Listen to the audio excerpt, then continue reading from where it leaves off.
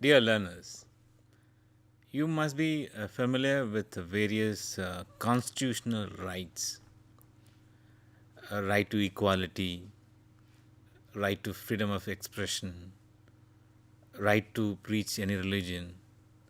Like that, there are many fundamental rights guaranteed by Constitution, and the same you can find it in many international conventions.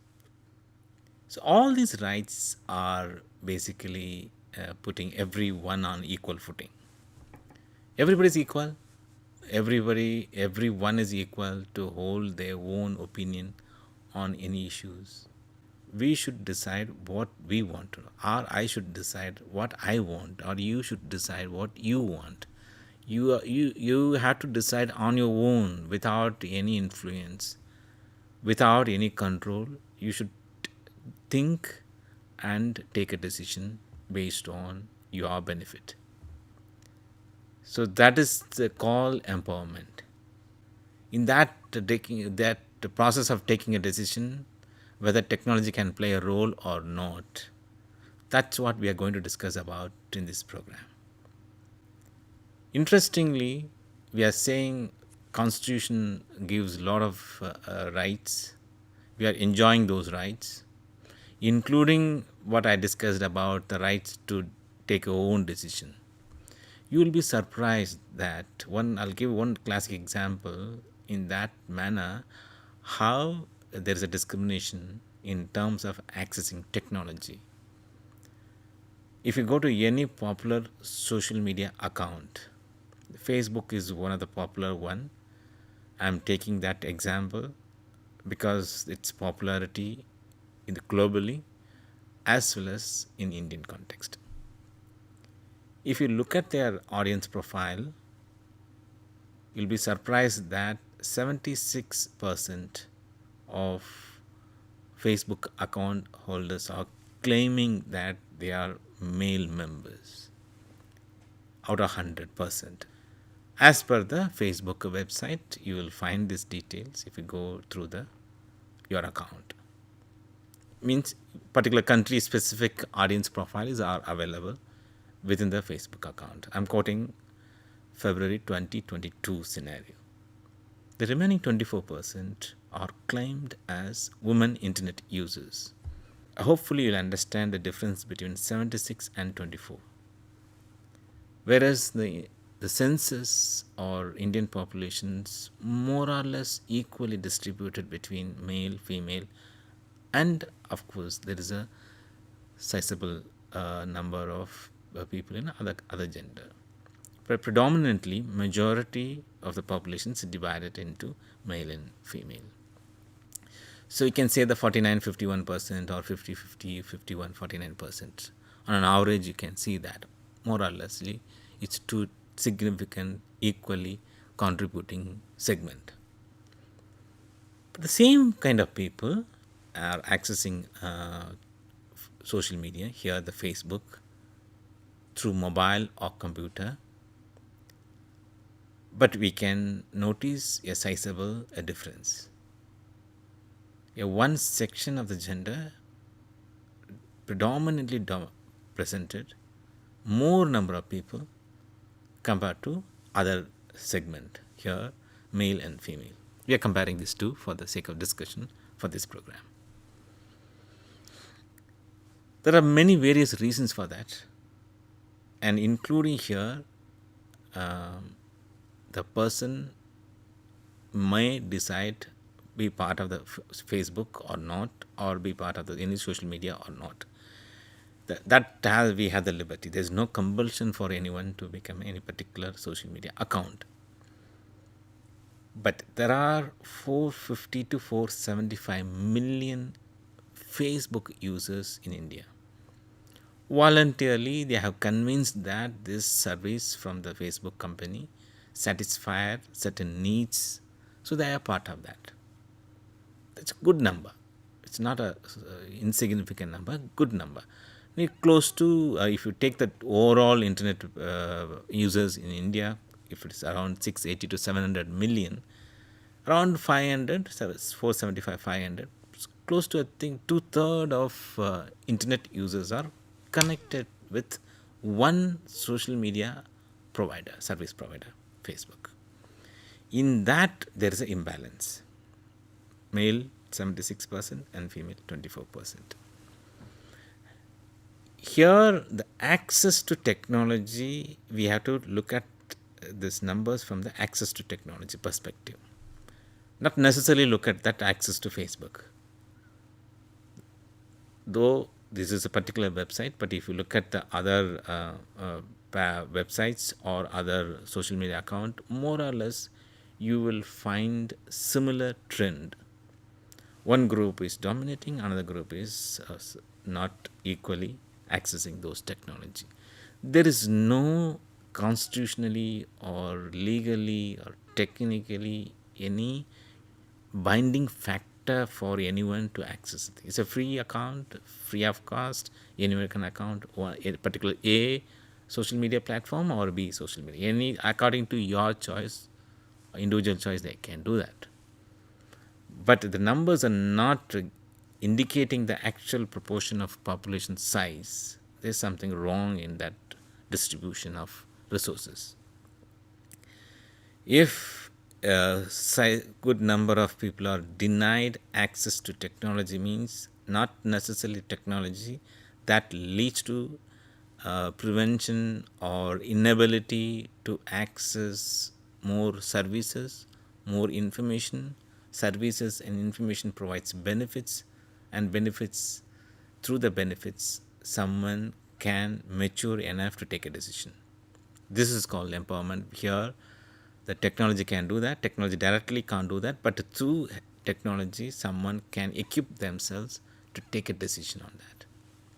So this is the core issue. This is not very particular to Indian context. If you go to multiple different specific social, different country or social setup, you will find variations. Some, interestingly, some places are equally distributed, some are marginal difference between two segment, somewhere or major places there's a significant difference, significant gap, gender digital gap, we can say that. So this is the scenario needs to be addressed.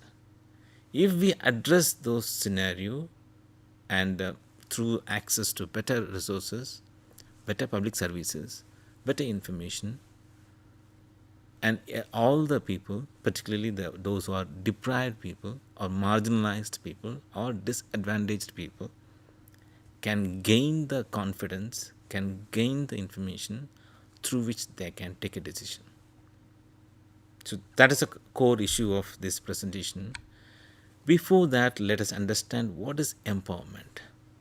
Empowerment is a means that people, both women and men, can take control over their lives, set their own agenda. They can gain skills required to have their own, or they can understand any skill that is required for their better understanding, increase their self-confidence, solving of problems, and developing self-reliance. This is called empowerment.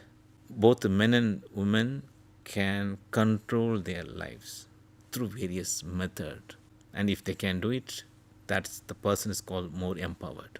And empowerment is largely defined as a process of change that increases choice and enhances the capacity to make a choice favorable to oneself. You have better access to multiple services. If you are located in one location, doesn't have internet connectivity, or not connected by various means, then you are relying on the services available in the local market. If it is the service is available to you, internet service is available to you, have at least modest smartphone, you can go beyond your village, beyond your urban context, beyond your district. You can avail any kinds of services, material services or knowledge based services.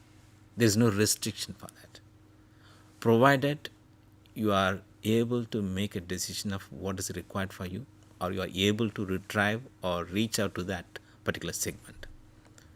So That is the core crux of empowerment. And the number 24 indicates that certain number of people not able to control their lives, they're not able to take their own decisions. So that needs to be addressed. So what is the need for empowerment? If this is the definition of empowerment, and what is the need for empowerment? The gender gap for economic participation remains at 59%. There is a gap, gender gap in availing or taking a benefit from resources available, economic benefits, economic resource distribution and all. This is as per the Global Gender Gap Report 2015. There's a 59% gap between the gender. And empowering women is about ensuring that they can participate fully in social, economic, and political life. If not able to get more information or not able to connect it to any service, there are some issues on that. But that issue is not restricted only to technological access, but must be that has its own ramification in their own personal life related to their decision within the family, within the community, able to participate in the society, or able to control their economic facilities, or be part of the political life, not necessarily being a member of any bodies, at least to exercise the power of the choice or to express the opinion in favor of group A or group B or particular set of people or particular set of institutions. If that is being denied, means that person is in the marginalized and disadvantaged section, deprived of facilities. That deprivations, if we want to remove the deprivation, then we need to empower the people. Technology can play a role. For example, here in Finland, 62% of the female teenagers said they see the natural sciences as important. And importantly, only 37% said they would consider a career in that area. You can see the difference. 62% of the female teenagers saying natural science is very important, but only 37% are interested to take as a career. Hope you'll understand the difference between 62 and 37. There's a challenge for the women or younger graduates, women graduates, to take a decision to pursue a career in a science, because that's being considered to be a male-dominated area. And according to UNDP, 103 million youth worldwide are devoid of basic literacy skills, and 103 million youth across the different countries. More importantly, in that number, 60% of them are women. Earlier in this program, we were talking about 76%, 24% of difference in terms of accessing technology. But this data indicates that 60% of those people are lagging literacy skills. Majority of them belongs to women. They are deprived to get a knowledge or basic literacy skills that is required for any meaningful interaction with any service provider or information provider. They are deliberately deprived of that.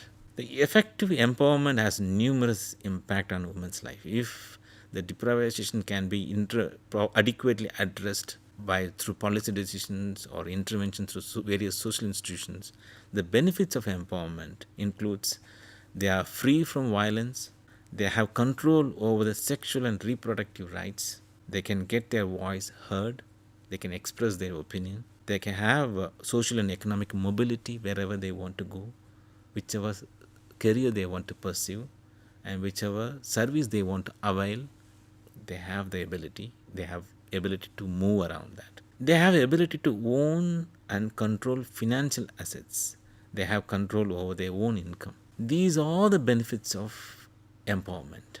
And what are the procedure? What are the facilities? What technology can do that? What are the barriers? That way we can look into that. The benefits of women empowerment includes they are contributing equally, because populations equally divided means equally they are contributing to socio economic, political and cultural development of any social settings or national settings. Equally they are contributing, or equally they are part of the population thing, And but women are neglected, relegated on the side as a passive participants of development. Discrimination is happening, are unable to benefit from public services, are often victims of violence. This is the issue of lack of empowerment issue. That for women to claim their places as equal partners of development, process of empowerment must be supported. These processes include promoting entrepreneurship among the women as well as helping them leverage benefits of ICT. They should be able to take the benefits of ICT. They should have a better literacy skills. After literacy skills, they should have a competence in skills of accessing minimum level of technological resources through which they should be able to access relevant required information or relevant required services. The women empowerment process is a process of enabling women to take control of their lives. This is what we discussed in the initial definition of empowerment. In the contemporary scenario, all the member states of UN agencies, all the individual countries, including India, they agreed on 17 sustainable development goals. It was implemented from 2015 onwards, and they are stated to achieve those goals by 2030. One of the goal is Sustainable Development Goal 5 is talking about equality, gender equality. Specifically, one of the subclass of gender SDG 5 is talking about empowering women through ICT. ICT, information and communication technology, can enable a woman's empowerment process. They are the tools that can raise awareness and empowerment, encourage literacy and education, and that connects the markets with the sellers and serves as a platform for dialogue. Dialogue is very, very crucial. Any communication or information platform doesn't provide any infrastructural resources, but that facilitates the dialogue between multiple stakeholders in order to distribute the resources in an equal manner or to discuss about the barriers to relegate all the resources. If multiple people think about one issue, they should be able to find out the way or solution to tackle the problem. So that can be done through ICT, because ICT platform provides multiple services. More or less similar services are available through normal offline traditional communication platform. But in multiple lectures, multiple program, or in your materials, we have discussed that the major offline communication system are controlled by multiple factors: political affiliation or social institutions, corporate lobby, and their own business interest, media business interest, ownership pattern. That determines the outflow and inflow of information.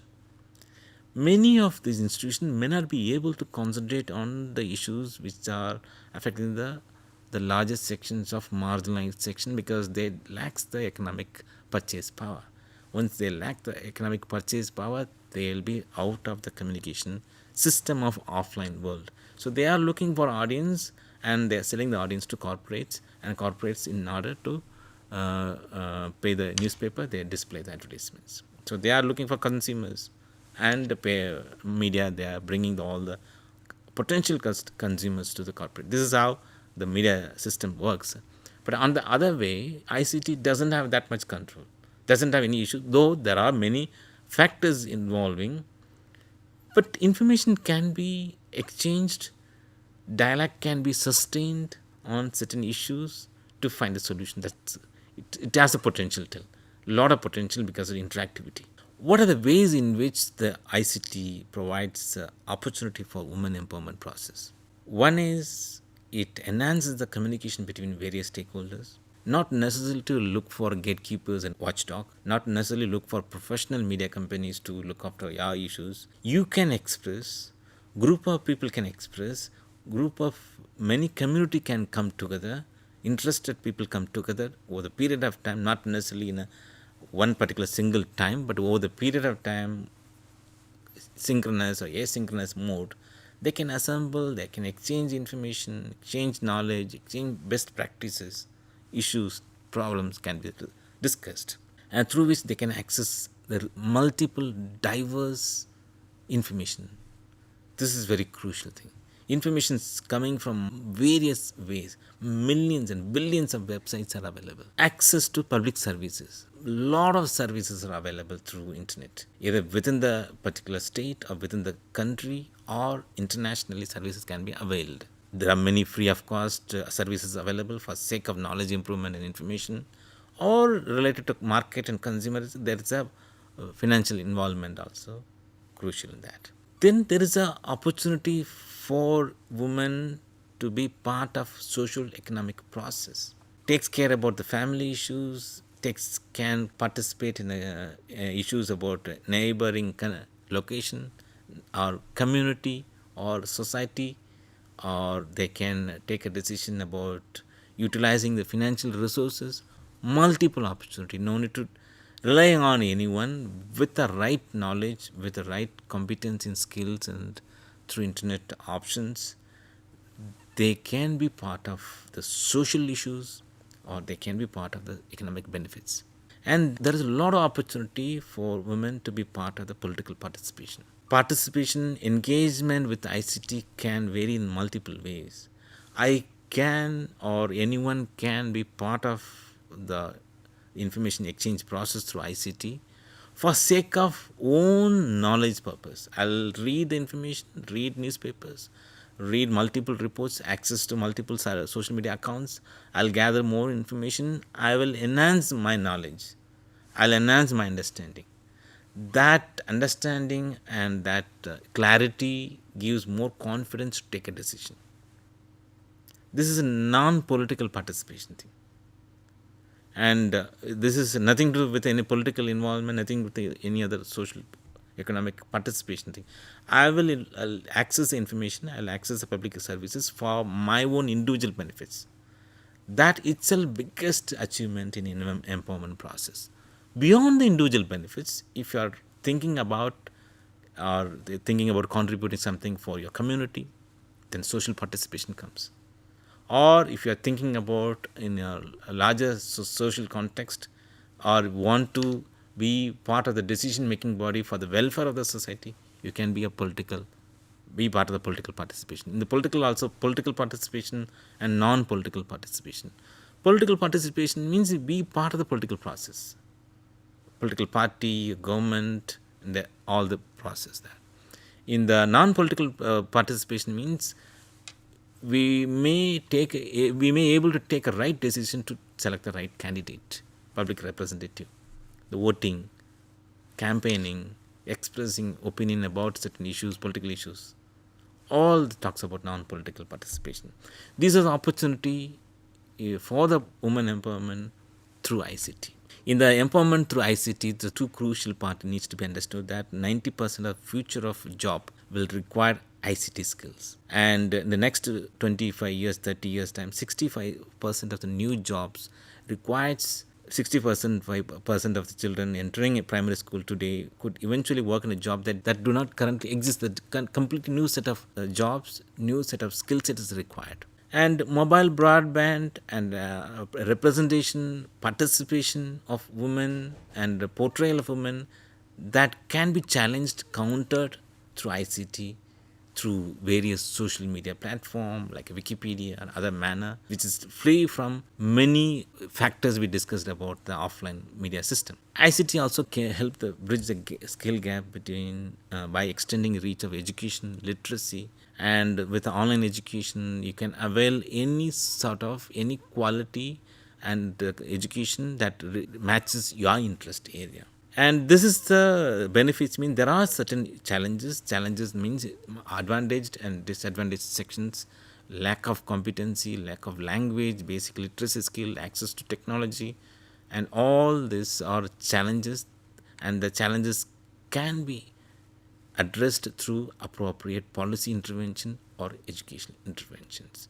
Hope you'll understand the need for empowerment and what are benefits of empowerment, how ICT can play a role by providing a platform in which exchange, enhance the knowledge through which somebody take a decision and control the life.